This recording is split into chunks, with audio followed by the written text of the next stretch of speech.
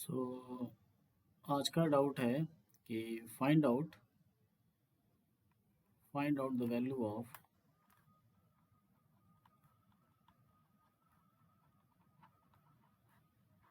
Of nested, इसको बोलते हैं नेस्टेड √6। उसके अंदर जोड़ते हुए हम करते जाएंगे √6, फिर एक और रूट अंदर ही है, ठीक है। तो √6 एंड सो ऑन, इसकी वैल्यू बतानी है मुझे, ठीक है। तो ऑब्वियस सी बात है, ये चैप्टर कौन सा है इसमें आपको पता चल रहा होगा। ये पता चल रहा है आपको एपी का है। एपी का है मतलब सीरीज बन रहा है कोई प्रोग्रेशन, ठीक है। लेकिन थोड़ा सा अनकन्वेंशनल टाइप का है, तो इसको हम लोग देखेंगे कि ये एपी का क्वेश्चन है या फिर कोई और मल्टीपल चैप्टर इसमें इंक्लूड है। तो एक कॉन्सेप्ट है, हमें पता है कि अगर मैं y बराबर √x लिखता हूँ, ठीक है। तो अगर मैं दोनों तरफ स्क्वायर कर दूँ तो ये इधर वाई स्क्वायर हो जाएगा और इधर क्या हो जाएगा, एक्स हो जाएगा, ठीक है। ये आपको सबको समझ में आता है। तो यही कॉन्सेप्ट हम लोग यहाँ पे भी लगाने वाले हैं। So we have the value of, suppose we have the value of, मैं मान लेता हूँ कि x बराबर क्या लिखा हुआ है, बताइए x बराबर क्या लिखा हुआ है। Root of x, sorry 6 plus फिर से क्या है √6, उसके अंदर क्या है √6, और यही सीरीज आगे बढ़ती जा रही है, रूट होता जा रहा है और प्लस होता जा रहा है, ठीक है। रूट के अंदर रूट आ रहा है और उस वो ऐड होता जा रहा है, ठीक है। तो इसको हमने मान लिया क्या है, एक्स है। तो आप बस इस पे ध्यान दीजिए जरा कि रूट के अंदर ये पहला जो रूट है, अगर मैं इस साइड में स्क्वायर कर दूं तो स्क्वायरिंग बोथ साइड, काफ़ी अच्छा क्वेश्चन है ये, स्क्वायरिंग बोथ साइड। तो मैं इसको स्क्वायर किया तो इधर हो गया एक्स स्क्वायर। तो अच्छा ये बताइए, इसमें एक एक रूट हटेगा या सारे रूट हट जाएंगे स्क्वायर करने पर। राइट साइड में भी मैं स्क्वायर कर रहा हूँ तो क्या मैं सारे रूट को हटा दूंगा, नहीं, सिर्फ एक रूट हटेगा जो पहला वाला है, ठीक है। तो ये हो जाएगा 6 plus root of 6 plus root of 6 plus root of.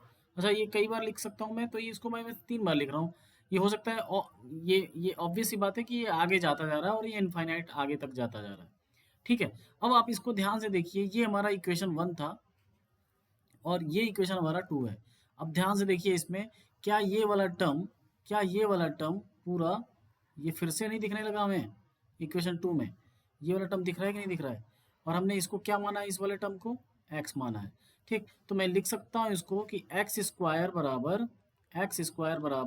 6 plus, अब ये हमने माना है इक्वेशन 1 में, ये कितना है, एक्स के बराबर है, तो इसको भी मान लेता हूँ मैं एक्स। तो ये पूरा वैल्यू क्या हो गया, एक्स, ठीक है। ये एक्स हो गया, तो आप देख रहे हो ये क्या बन गया, क्वाड्रेटिक इक्वेशन। और ये कैसे बन जाएगा, x square minus x minus of 6 = 0, ठीक। अब इसको हम लोग सॉल्व कर सकते हैं।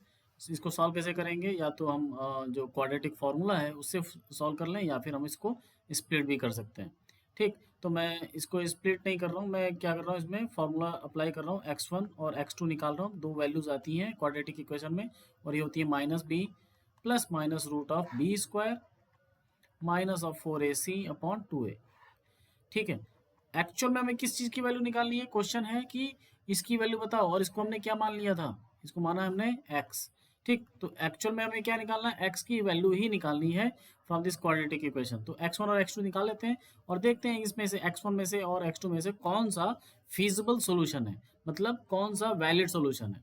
अच्छा ऑब्वियस सी बात है कि इसको सम करने के बाद हमें नेगेटिव वैल्यू तो नहीं मिलने वाली, हमें क्या मिलेगा, इससे पॉजिटिव वैल्यू ही मिलेगा, ठीक। इससे हमें मिलेगा सिर्फ और सिर्फ पॉजिटिव वैल्यू। तो मैं एक बार स्प्लिट मेथड भी लगा लूंगा, आप लोग देखिए जरा। b की जगह पर क्या है, यहाँ पे हमारा क्वाड्रेटिक इक्वेशन का जनरल फॉर्मूला क्या होता है, ax² plus bx plus c = 0।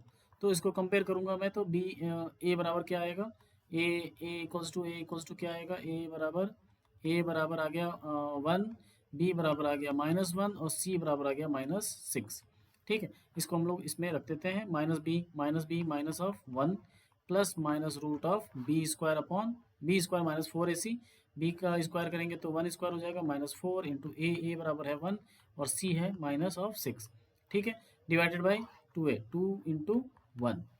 अब देखिए जरा, माइनस मल्टीप्लाई बाय माइनस कितना हो जाएगा, +1 प्लस माइनस रूट ऑफ, बताओ 1 का स्क्वायर 1 होगा, और ये 6 4 जा 24, और ये माइनस और माइनस मल्टीप्लाई होगा तो ये क्या हो जाएगा प्लस, तो 24 प्लस 24 डिवाइडेड बाई 2।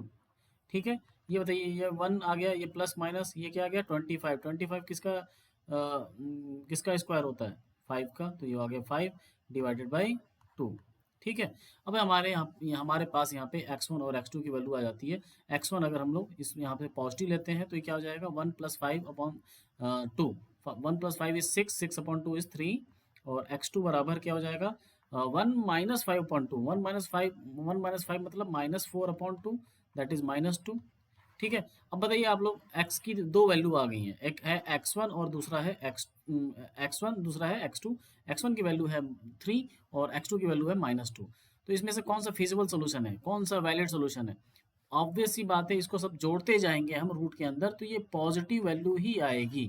तो हमारा आंसर क्या होना चाहिए, ये हमारा आंसर नहीं होना चाहिए, ये हमारा डिस्कार्ड हो जाएगा। ये डिस्कार्ड हो जाएगा क्यों, क्योंकि ये नेगेटिव वैल्यू आ रहा है। तो हमारा आंसर क्या है 3, the answer is 3। I think मतलब सबको समझ में आ चुका होगा ये क्वेश्चन। काफ़ी ज़्यादा इंपॉर्टेंट है क्योंकि इसमें एपी तो नहीं बोल सकता हूँ मैं, ये एपी नहीं है, क्योंकि एपी में एक कॉमन डिफरेंस होता है, यहाँ पे कॉमन डिफरेंस आपको नहीं पता चल रहा है। ये रूट के अंदर सीरीज बना हुआ है, उस सीरीज को हमने क्वाड्रेटिक इक्वेशन से सॉल्व किया और फाइंड आउट किया हमें सम, जो वैल्यूज़ है। Okay, thank you.